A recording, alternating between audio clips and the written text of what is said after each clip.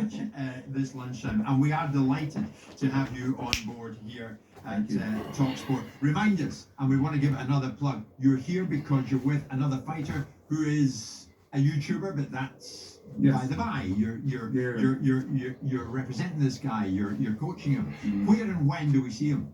He fights Saturday on the Zone Misfit Series. His name is Tommy Oliveira, aka known as Temper, and he's going to look good Saturday. And I've been working with the kid. He lost to KSI, and ever since he lost to KSI, I've been training him. And he's been developing. Also on Saturday night here at Wembley Arena, you and I are going to go to this, are we not? Indeed. Joe Joyce live on Talksport. Joe Joyce against Zhilai Zhang, Yes. who is a giant of a man. Mm-hmm. And I just personally love saying his name, Zhilai Zhang. Yes. And I've said it again, it's probably nowhere near how it should be pronounced. What do you think of Joe Joyce? I mean, he's going to try and right the wrong because he came out with a defeat the last time. Yeah. What do you see happening this time, Malik? He's in a to me, it's an uphill battle for him right now. And the reason that it is two reasons. Because one, he has been glorified for having a good chin. And to me, fighters that get glorified for having a good chin, they start believing in the hype, and that becomes, well, I have a good chin, so that means I can take it. Yeah, but that runs out. You may have a good chin for 5 fights, 10 fights, but the higher level you go up to, that chin, you can say runs out because someone will hit you. Can I give you a prime example of what I mean by this real quick? Sure.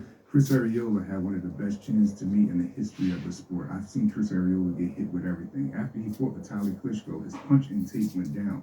In his very next fight or 2 fight, he got knocked down by, was it Travis Kaufman, someone that's not even a real puncher. And what that was, that didn't give credit to Travis Kaufman as a puncher. That gave the reality of that just taking punches or having a good chin, it runs out. And I love Joe Joyce. I work with him a lot, one-on-one, tons of rounds of sparring. I want the best for him. But he's in an uphill battle because to me, he never was really taught defense for the highest level. And he's in with someone that comes from a very good teacher. Sean George is James' trainer. He comes up in the amateurs with him. This guy's a very good teacher. Jang is very dangerous, very dangerous. A southpaw, he's big, he's imposing, he believes now. So, if I was a betting man right now, my heart would be with Joe Joyce, but my money would be with Jang. Wow. And I think a lot of people in the boxing world think that Well, as that's what Carl Certainly Froch not as qualified an opinion as we've just heard. Well, that's what Carl Froch said this morning. Yeah. I mean, obviously, and we the big thing about Joe leading up to the first fight was you're precisely right. That was his big noise. I can take whatever one throws at me. And I don't think that's commendable. I don't think that's commendable. No, that's not a compliment. Yeah. And I think he bought into it. This was a stone and a half lighter last time. I don't quite understand why you're slower, but that's a different discussion. I don't know. I think it's a difficult fight. I think if he can keep out of range for 5 or 6 rounds, Zhang will guess. Because I don't think Zhang has got the engine that Joe Joyce has. The difficulty for Joe Joyce is, can he keep out of range? The difficulties that Joe Joyce could have made him believe, I don't think he made him. Just depends. I think like in this heavyweight division, you have to sit on punches. You have to give some respect, even if you're not a puncher. I don't think Jang really thinks a big deal of Joe Joyce after that first fight. So that could work in 2 ways. That means he could walk into something big early, and Joe could get him out of there, or it could be a very, very long night for Joe, and worse than the last night that he had with him. Okay, just a few weeks ago, Daniel Dubois, his coach was in here, sitting in the very chair that Malik is sitting in now. Was it Don Charles? Don Charles. He was terrific, as are you today, may I add.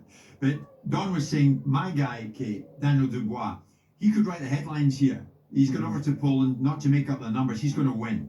He's going to beat Usyk. Now, Kate, we were amazed. There was so much controversy after that fight, of course, with Usyk going down with the low blow. What was your perception of that? And over in the States, how was that? I was watching that fight, yeah. I mean, I think that was a lot of talk. It was probably 50-50, was it, in terms of who thought it was a low blow? And I can't remember what you thought. You thought it was a low blow or not? I thought it was medium. Medium low. Yeah, I thought it was medium low. For me, to take the long break that it took, I didn't think it was that low. How long was the break time? 3 hours, 3 minutes 46. I didn't think it was that type of low. But anytime Usyk has been hurt, really hurt, it's been to the body. In training camps, in fights, everybody. Malik spent a lot of time with Usyk in training. You know what I mean? So his and they targeted that. And they targeted that. Yes. They all say that. They make that noise about he can't take it. And you look back at the history of his fights, in the fight with Joshua, when Joshua did trouble him, he was shot in the body. Yeah. I think what's disappointing to me about that fight was there was potentially a lot of upside for either guy, right? That was the kind of fight that could really have made headlines either for Usyk or for Dubois. And I think we came out of it not really particularly high on the performance that we saw from either man, right? I think there was massive upside for Daniel. I think it was a zero-sum game for Usyk because he's got 3 belts. He's being forced into fight a mandatory that people don't rate. So Usyk was had Do all the people not downside. rate Daniel Dubois? Not at that level. No, No, no, not at that level. I mean, there was 2 or 3 years ago when one of the leading boxing writers over here was saying, forget about Anthony Joshua, forget about Tyson Fury. Daniel Dubois is the next one. And then the change of direction after the Joe Joyce loss and the subsequent diminishing of Was him rapid. was rapid. Rapid, I mean, Daniel's only 25. Now, whether he recovers from this and questions that need to be asked, because I said it at the time, and I'm not saying it because he's here. If Deontay Wilder had been on the other side of that ring, irrespective of whether he was waiting for 1 minute or 4 minutes, when Usyk was ready to fight and the referee waved it on, Wilder would have come flying across that ring, throwing everything at Usyk to get him out there. Daniel didn't, and I can't understand that. And I don't. And you look forward to the 9th round, and I'm not suggesting that Daniel swallowed anything, but there was a necessity to bite down on the gum shield. And it felt that he didn't. I felt that he didn't. I think Frank Warren is being diplomatic, but I also think that he had questions about Yeah. it. Yes. Malik, Kate, the same Mr. Simon John has got his own views about, and you haven't missed and hit the wall on this. Tyson Fury going in against Ngannou. What is this to you two? What is this? It's a money grab. Yeah, it's a money grab. It's a money grab. It's pure entertainment. It's pure entertainment. A money grab, no more than that.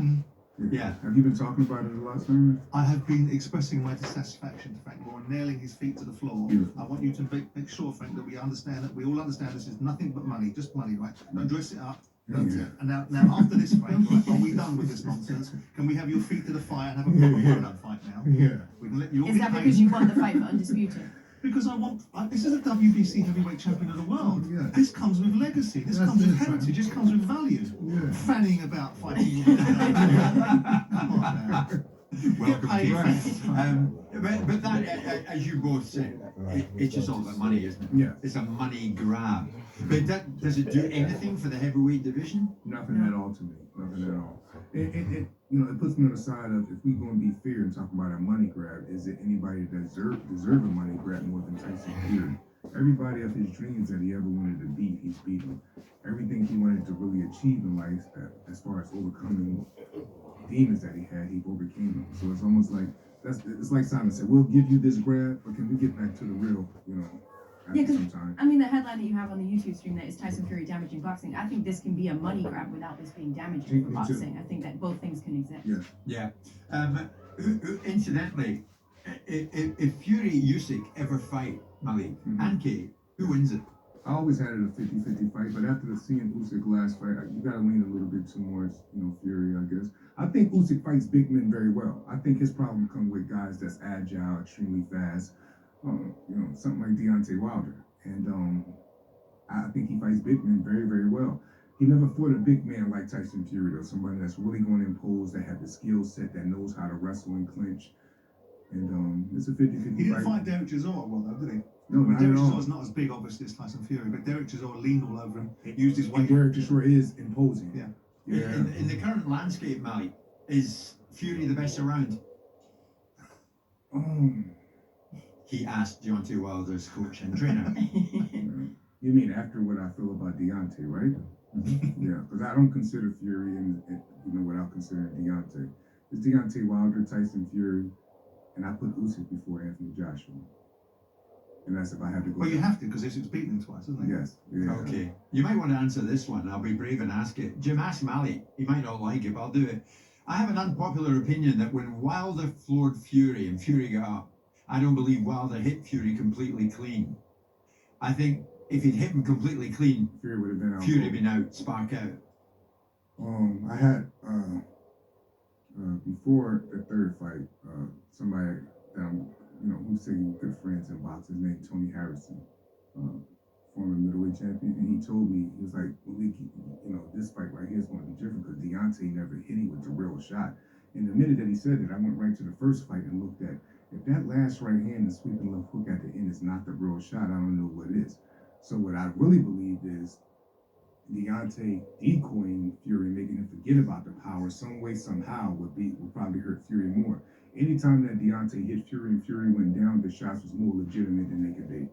Like, that's just my opinion. But No, that's not an opinion. That's an actual fact. That's a fact. And the interesting one was that Fury came into the second fight, despite all that power, with no fear whatsoever, changed his game plan and met your boy right in the middle of the ring. Yeah, Forward. yeah. And then right off the rip, he did it the Emmanuel Stewart way. If you look at how Lennox Lewis, when he first got with Emmanuel Stewart, look how he would approach a fight. He would approach a fight by running straight to the center of the ring, being imposing. Vladimir Klitschko got with Emmanuel Stewart. It changed his game. Sugar Hill's the passing of his uncle Emmanuel Stewart. He gave Tyson Fury the gems, and Tyson Fury used it, and it worked. Yeah. It worked. Malik, we should get you a show here on Talksport. I think we need to sort this out, do we not? It's Malik Scott and Simon Jordan live and I can easier to buy from